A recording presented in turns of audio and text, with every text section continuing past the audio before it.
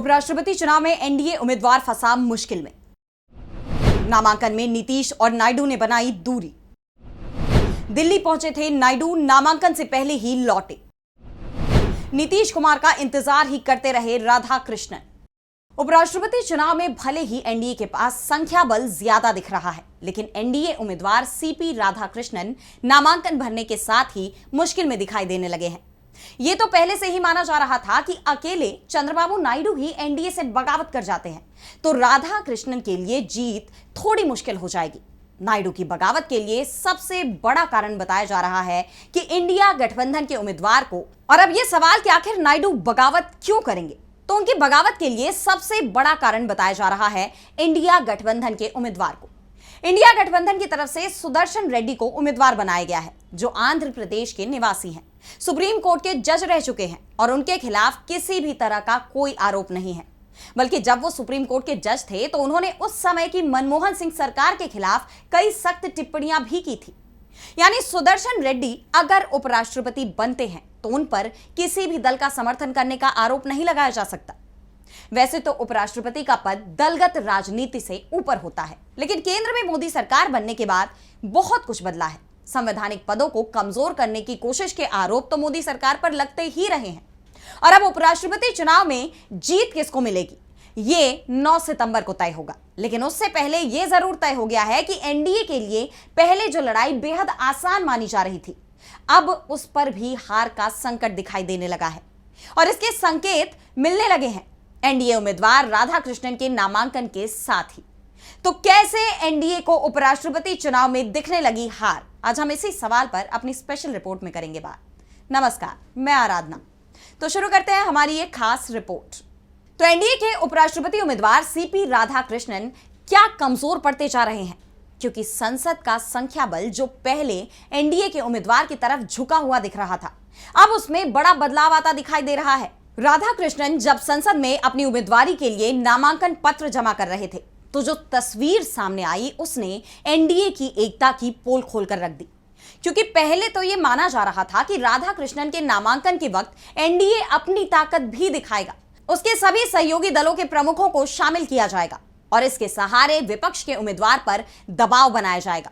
लेकिन बीजेपी अपने मकसद में कामयाब होती नहीं दिख रही है, बल्कि जो तस्वीर सामने आई है उसने एनडीए की एकजुटता की पोल पूरी तरह से खोल दी है। राधाकृष्णन के नामांकन से कुछ घंटे पहले तक बीजेपी के सबसे बड़े सहयोगी टीडीपी के चीफ और आंध्र प्रदेश के सीएम एन चंद्रबाबू नायडू दिल्ली में थे और यह तय माना जा रहा था कि वो राधाकृष्णन के नामांकन के वक्त उनके साथ वहां मौजूद रहेंगे।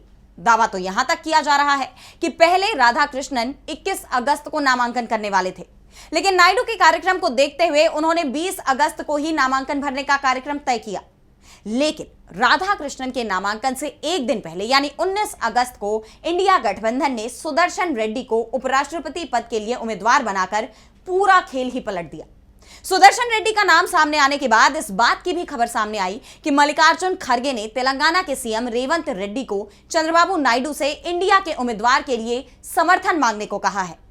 रेवंत रेड्डी और चंद्रबाबू नायडू के बीच करीबी मानी जाती है और इसे लेकर वाईएसआरसीपी के नेता जगन मोहन रेड्डी ने तो यहां तक दावा कर दिया था कि रेवंत रेड्डी के जरिए चंद्रबाबू नायडू राहुल गांधी के संपर्क में है।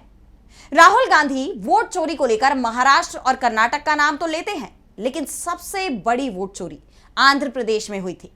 लेकिन राहुल चंद्रबाबू नायडू का नाम नहीं लेते और जगन मोहन ने जो आरोप लगाए थे उन पर कहीं ना कहीं मुहर लगती हुई भी दिखाई दी जब चंद्रबाबू नायडू दिल्ली पहुंचे। लेकिन जैसे ही इंडिया गठबंधन ने उपराष्ट्रपति चुनाव के लिए अपना उम्मीदवार घोषित किया और नायडू दिल्ली से आंध्र प्रदेश वापस लौट गए।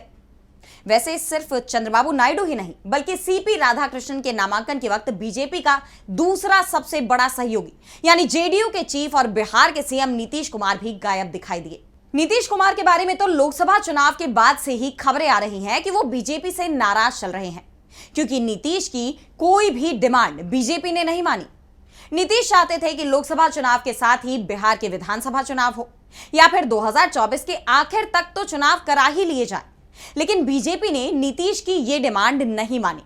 नीतीश लगातार दबाव बना रहे हैं कि बिहार विधानसभा चुनाव में बीजेपी उन्हें गठबंधन की तरफ से सीएम उम्मीदवार घोषित कर दे, लेकिन बीजेपी इसके लिए भी तैयार नहीं है। और कहा तो यह भी जा रहा है कि सीट बंटवारे में भी नीतीश कुमार पर बीजेपी का प्रेशर है। बीजेपी उन सीटों पर नजरें जमाए हुए है जहां एनडीए की जीत की संभावनाएं ज्यादा दिख रही हैं और एनडीए कमजोर है। वो सीट जेडीयू की तरफ दिए जाने की कोशिश हो रही है।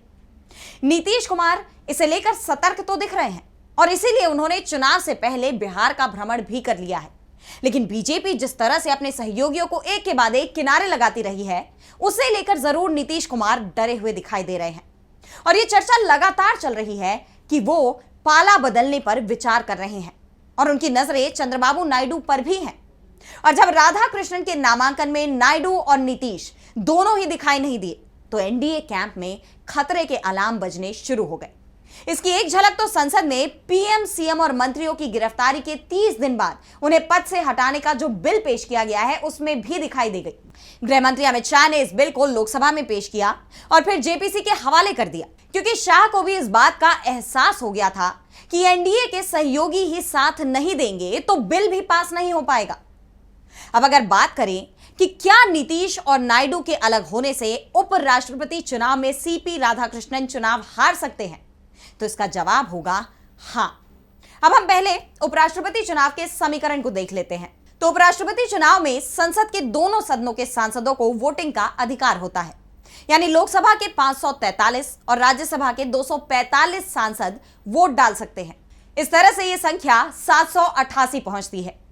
6 सीटें इस वक्त खाली हैं, जिसमें लोकसभा की 1 और राज्यसभा की 5 सीटें हैं, यानी 782 सांसद उपराष्ट्रपति चुनाव में अभी मतदान कर सकते हैं। ऐसे में जीतने के लिए जरूरी वोटों की संख्या कुल 392 पहुंचती है और बीजेपी के पास अकेले यह संख्या नहीं है। एनडीए के पास लोकसभा के 293 और राज्यसभा के 134 यानी कुल 427 सांसदों का समर्थन है।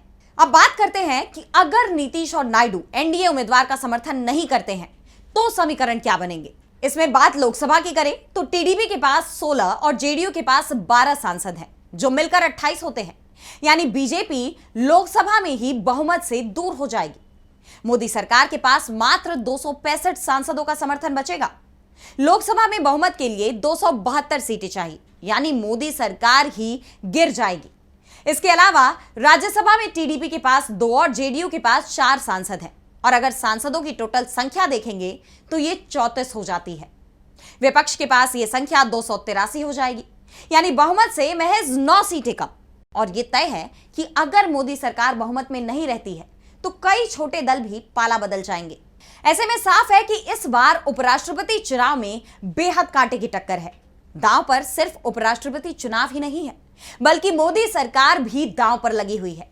जिस तरह से उपराष्ट्रपति चुनाव में सीपी राधाकृष्णन के नामांकन में नीतीश और नायडू शामिल ही नहीं हुए, उससे मोदी सरकार संकट में दिखाई दे रही है। तो आज स्पेशल रिपोर्ट में इतना ही। अगर आपको ये वीडियो पसंद आई तो वीडियो को लाइक करना ना भूलें और चैनल को सब्सक्राइब कर लें। देश दुनिया की तमाम बड़ी खबरों के लिए देखते रहिए डीबी लाइव और मुझे दीजिए इजाजत। नमस्कार।